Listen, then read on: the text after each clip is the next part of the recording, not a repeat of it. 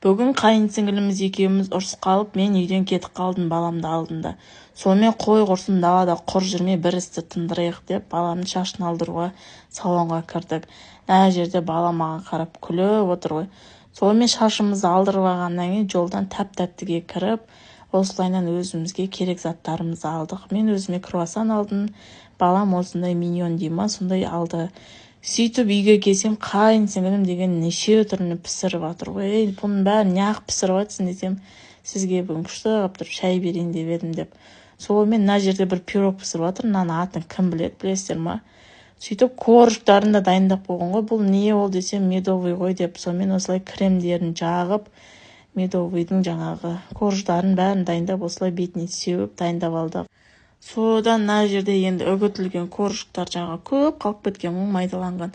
Соны бекерге тастамайық деп осылайынан кремге араластырып алып, осылай домалақ шарик жасап қойдық. Сонымен баклажаны бар, медовый, самсамен шай ішіп алдық.